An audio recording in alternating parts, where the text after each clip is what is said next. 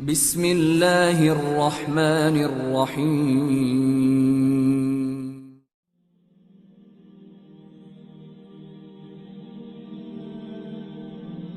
Bismillahirrahmanirrahim. Assalamualaikum warahmatullahi wabarakatuh. Sahabat yang beriman, setan adalah musuh nyata manusia yang akan selalu menggoda kepada jalan yang sesat. Mereka akan melakukan berbagai cara agar keturunan Nabi Adam alaihissalam bersamanya ke neraka pada hari kiamat kelak. Setiap saat setan melakukan siasat jitu untuk menggoda manusia. Waktunya dihabiskan untuk membuat manusia melupakan Allah Subhanahu wa Ta'ala. Namun ada waktu di mana setan berhenti menggoda manusia, bahkan lari tidak berdaya, yakni saat muazin mengumandangkan azan. Ternyata azan bukan perkara sederhana bagi setan. Mereka akan mengalami kondisi buruk ketika panggilan sholat itu diserukan. Seperti apa kondisi setan saat azan berkumandang? Berikut ulasannya. Azan merupakan panggilan Allah untuk para hamba melaksanakan ibadah sholat 5 waktu. Ini adalah panggilan umum yang akan Allah perdengarkan kepada siapa yang Dia kehendaki dari makhluknya, termasuk dari golongan setan. Saat azan dikumandangkan, setan melarikan diri bahkan sampai terkentut-kentut untuk menghindari diri dari mendengarkan azan. Mereka begitu takut mendengar seruan tersebut. Apabila panggilan sholat atau azan dikumandangkan, maka setan akan lari sambil kentut hingga dia tidak mendengarkan azan lagi. Hadis riwayat Bukhari dan Muslim. Apabila panggilan sholat dikumandangkan, maka setan akan lari terbirit-birit sambil terkentut-kentut hingga tak lagi mendengar suara azan tersebut. Hadis riwayat Darimi. Syekh Majdi Abdul Wahab Al-Ahmad dalam Syarah Husnul Muslim mengatakan, setan menganggap bahwa azan merupakan sesuatu yang begitu besar dan sangat menakutkan. Ketakutan dan ketegangan yang dialami menyebabkan persendian menjadi kendur, sehingga tidak bisa menguasai dirinya. Saluran seni dan kotoran menjadi terbuka hingga bisa mengompol atau terkentut. Lalu mengapa setan begitu ketakutan ketika mendengar azan? Pasalnya seruan azan berisi kalimat tauhid dan syiar-syiar Islam. Azan adalah suara keras yang berisi zikrullah azza wa jalla, dan hal itu menyakitkan bagi setan. Ketika itu mereka putus asa sehingga lari dan menjauh dari manusia. Ketika mendengar seruan kebaikan ini, setan dibebani kewajiban untuk meyakini dan menjalankan kandungan seruan kebaikan tersebut. Alasan lain yang membuat setan lari terbirit-birit adalah mereka tidak mau menjadi saksi atas muazin yang mengumandangkan azan. Nabi Muhammad SAW dalam sabdanya mengatakan bahwa semua benda baik kering maupun basah nantinya akan menjadi saksi bagi muazin yang mendapat keutamaan pada hari kiamat. Tidaklah azan didengar oleh jin dan manusia, batu dan pohon, kecuali mereka akan bersaksi untuknya. Hadis riwayat Abu Ya'la. Namun jangan senang dulu, karena setelah azan selesai, setan akan kembali lagi dengan cepat menggoda manusia. Maka apabila azan telah selesai dikumandangkan, ia akan kembali. Dan apabila iqomah dikumandangkan, setan akan segera berpaling. Jika iqomah telah selesai dikumandangkan, ia akan kembali lagi untuk mengganggu manusia, hingga ia membersihkan dalam hati seseorang dengan mengatakan, ingatlah hal ini dan itu, dari hal-hal yang sebelumnya tak ia ingat. Abu Muhammad berkata, suwiba maksudnya adalah didirikan. Hadis riwayat Darimi. Jadi setelah mendengar azan, umat Islam sebaiknya langsung bergegas mendirikan sholat. Hal ini untuk menghindari godaan setan yang lebih dahsyat lagi. Sahabat yang beriman, itulah waktu di mana setan berhenti menggoda manusia. Semoga Allah Subhanahu wa Ta'ala melindungi kita semua dari godaan dan hasutan setan laknatullah. Amin. Wallahu a'lam. Assalamualaikum warahmatullahi wabarakatuh.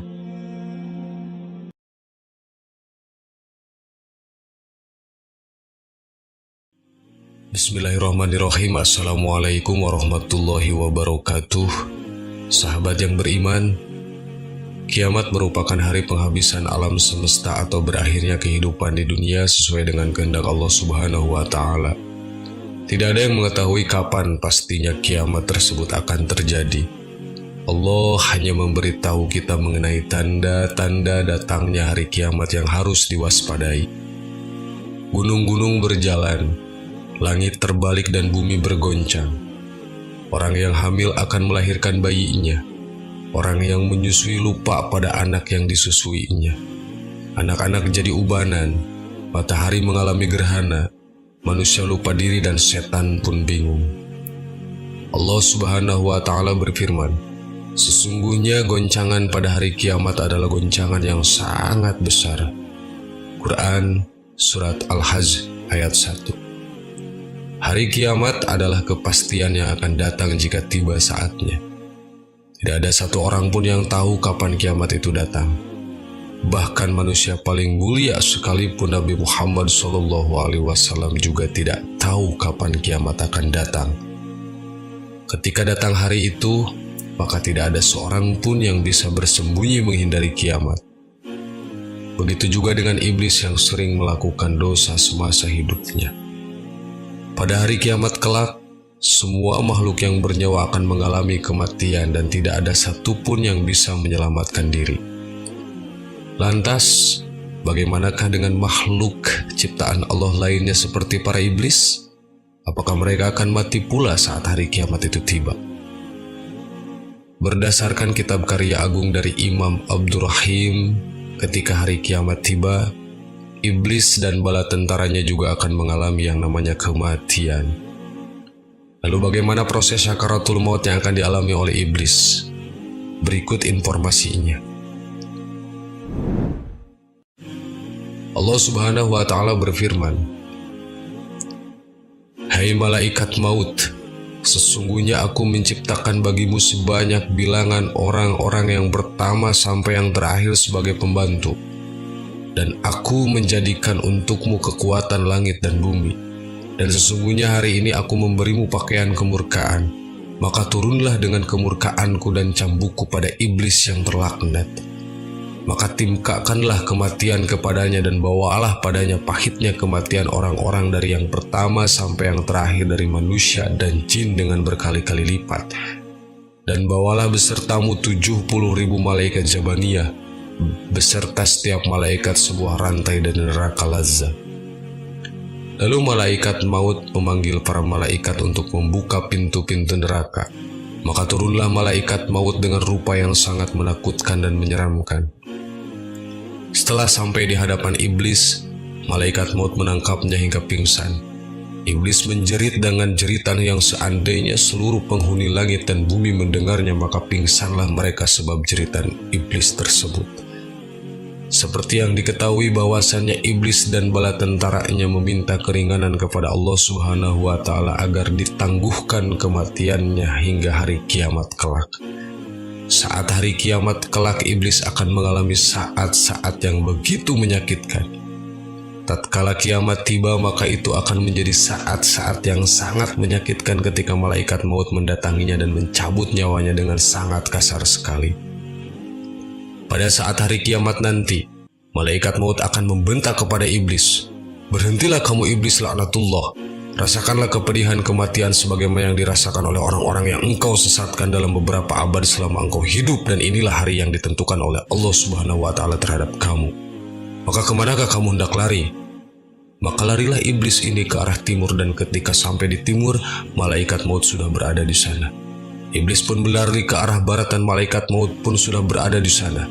Kemanapun iblis lari, maka malaikat maut selalu ditemuinya. Di saat inilah iblis merasa begitu ketakutan.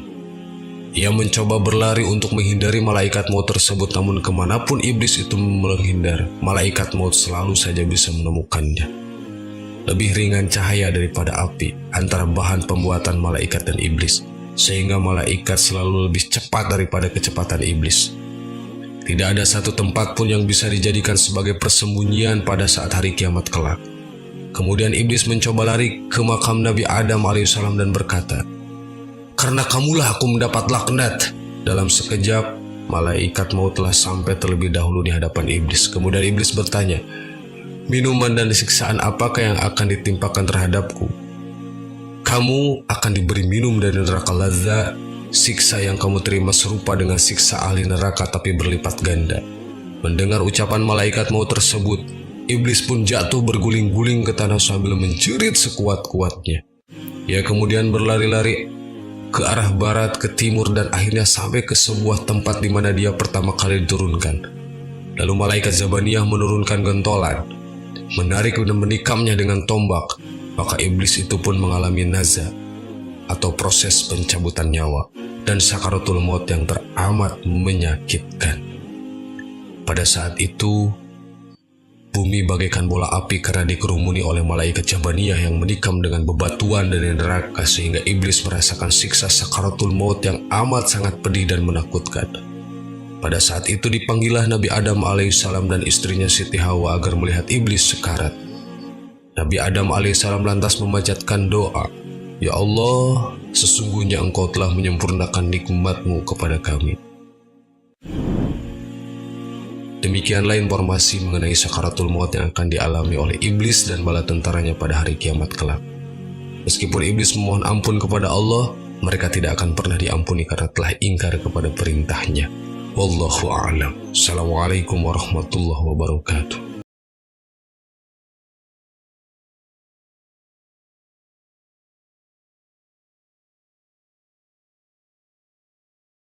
Subhanallah walhamdulillah wa la ilaha illallah wallahu akbar. Subhanallah